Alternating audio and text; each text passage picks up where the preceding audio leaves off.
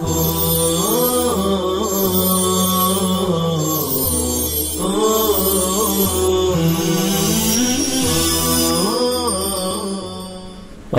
بالله من الشيطان الرجيم. بسم الله الرحمن الرحيم. والعصر إن الإنسان لفي خسر إلا الذين آمنوا وعملوا الصالحات وتواصوا بالحق وتواصوا بالصبر. صدق اللہ العظیم. عزیز طلبہ، جلالین شریف کا یہ سبق ہے.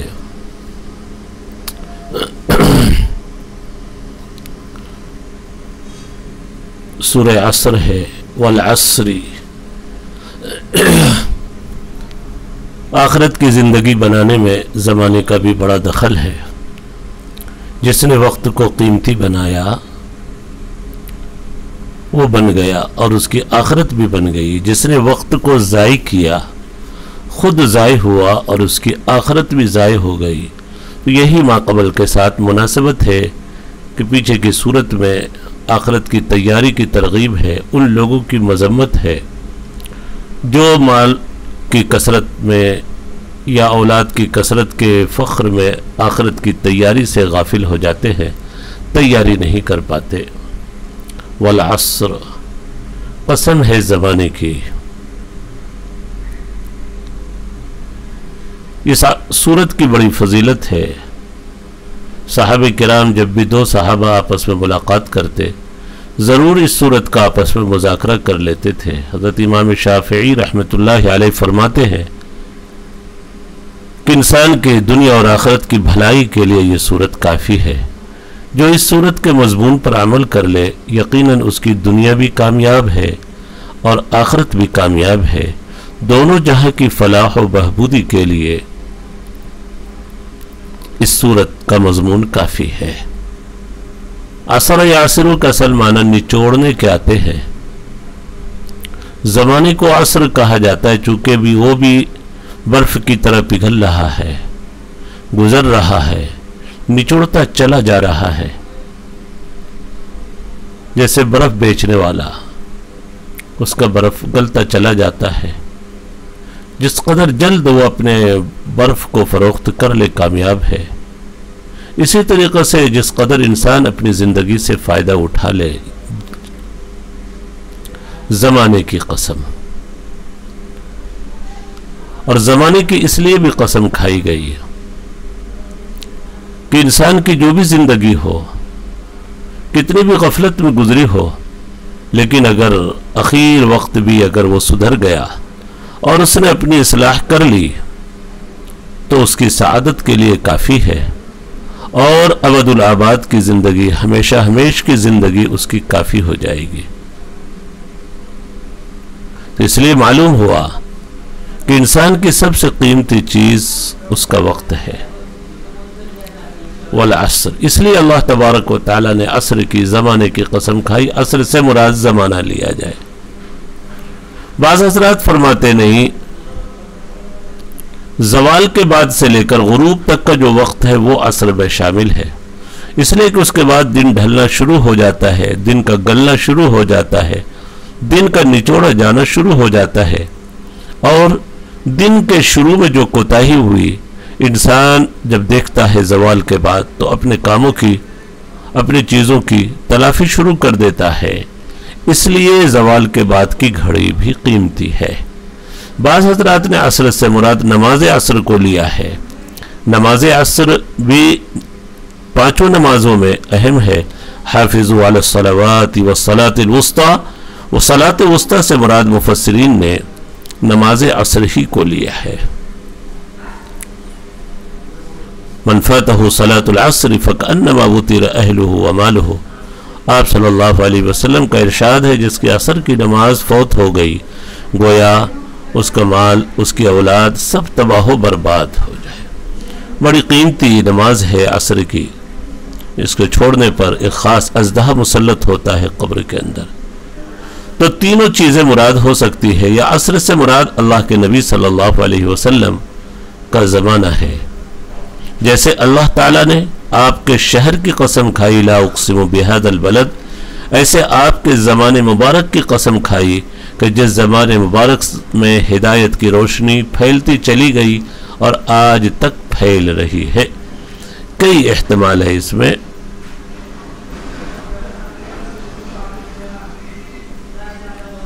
اگر آپ صلی اللہ علیہ وسلم کا زمانہ مراد ہے تو سب سے افضل زمانہ ہونا بھی ثابت ہو جائے گا، اور آپ کا شہر سب سے افضل شہر ہونا بھی ثابت ہو جائے گا۔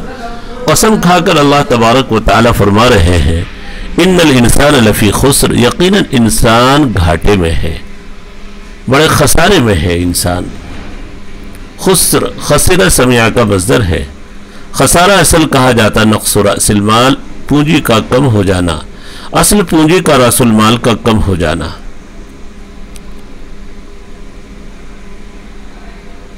دنیا اور آخرت کا نقصان اور خسارہ دونوں مراد ہے، اور انسان میں دونوں انسان شامل ہے، انسان مومن بھی اور انسان کافر بھی۔ بعد نے انسان کافر کو مراد لیا ہے چونکہ آگے مومن کا استثناء موجود ہے، الا الذین آمنوا وعملوا الصالحات۔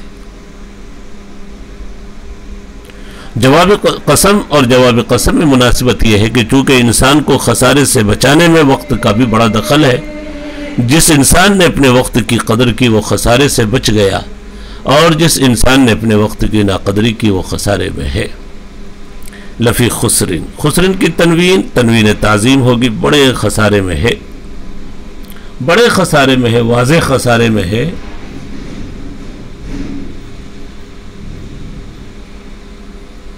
جی الا الذین آمنوا، بعض نے خسارے سے ہلاکت کو مراد لیا ہے یا شر کو مراد لیا ہے، عقوبت کو مراد لیا ہے۔ الا الذین آمنوا وعملوا الصالحات، ہاں خسارے سے بچنے والے وہ لوگ ہیں جو چار کام کر لیں، جو چار کام کر لیں وہ خسارے سے بچ جائیں گے۔ پہلا کام آمنو، ایمان لے آئے، جس میں ایمان باللہ، ایمان بالرسول، ایمان بالآخرت، ایمانیات اور عقائد کی ساری چیزیں ہیں۔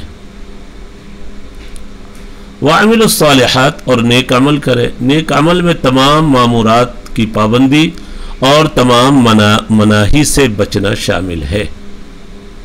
اس لیے کہ جس طریقے سے نماز پڑھنا نیکی ہے، اس سے بڑی نیکی گناہوں سے بچنا ہے، گناہوں سے بچنا ہے۔ گناہوں سے بچے بغیر ایمان کا نور نہیں ملتا۔ نماز سے بڑی نیکی چاہے نہ کہے، لیکن یہ بھی بڑی نیکی ہے بہرحال گناہوں سے بچنا۔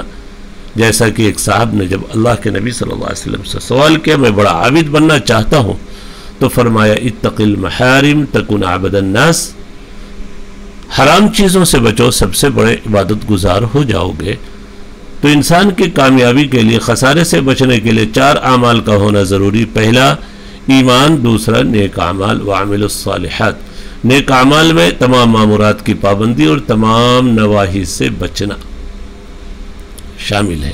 ان دونوں چیزوں کا تعلق تو اصلاح نفس سے ہے، انسان اپنی اصلاح کرے، اور دوسرے دو کام اصلاح غیر سے جن کا تعلق ہے، بندوں کے حقوق سے جن کا تعلق ہے، وَتَوَاصَوْا بِالْحَقِّ وَتَوَاصَوْا بِالصَّبْرِ، تواصع باب تفاعل سے ہے، ایک دوسرے کو تاکید کرنا، فہمائش کرنا۔ وصیت مجرد میں استعمال ہوتا ہے، ایسا کلام جو نصیحت کے ساتھ شامل ہو یا تاکید کے ساتھ متصل ہو۔ اصل وصا یسی کے معنی ملنے اور متصل ہونے کے ہیں۔ اہل عرب کہتے ارض واسیہ، اے ارض متصلہ، ایسی زمین جو ملی ہوئی ہو۔ تو ہر ایسا کلام جو تاکید اور موعظت کے ساتھ متصل ہو، ایسے کلام کو وصیت بولا جاتا ہے، اور اسی کو باب تفاعل میں لے گئے۔ تواصوا بالحق، ایک دوسرے کو عقیدہ حق کی تاکید کرتے رہے۔ بالحق سے مراد عقیدہ حق یا ایمان ہے۔ وتواصوا بالصبر، اور ایک دوسرے کو صبر کی فہمائش کرتے رہے۔ صبر سے مراد، صبر کے اصل معنی ہے حبس النفس، اپنے آپ کو گناہوں سے اپنے آپ کو روکنا، حبس النفس۔ اور حبس النفس پھر اس کے 3 درجے ہیں، صبر علی الطاعات، صبر علی المعاصی، صبر علی البلایا۔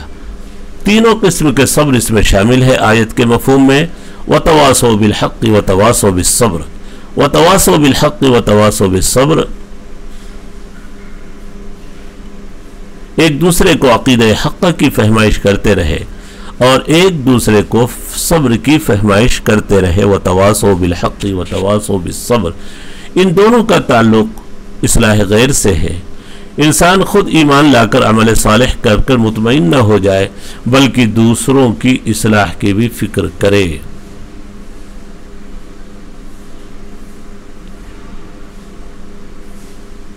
تواصو، چونکہ دونوں تواصو کا متعلق الگ الگ ہے، ایک کے ساتھ بالحق ہے اور ایک کے ساتھ بالصبر ہے، اس لیے فعل کو مقرر لایا گیا۔ یا یہ کہ صبر کی مزید تاکید اور مزید اہتمام کے لیے الگ سے اس کے فعل کو ذکر کیا گیا،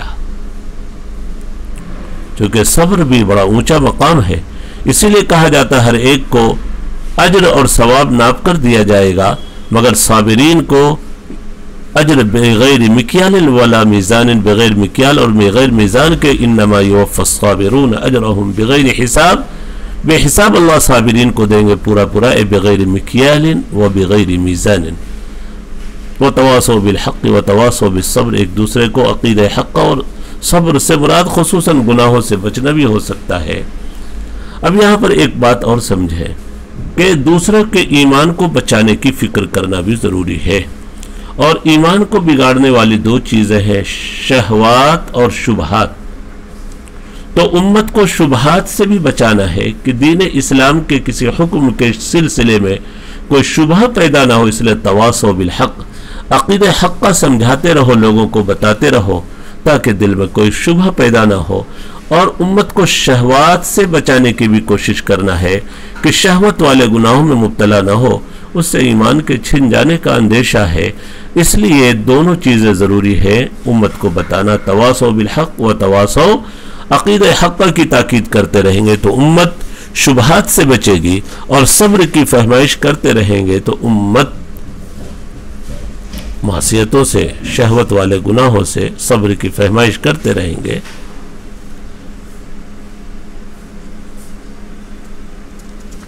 جی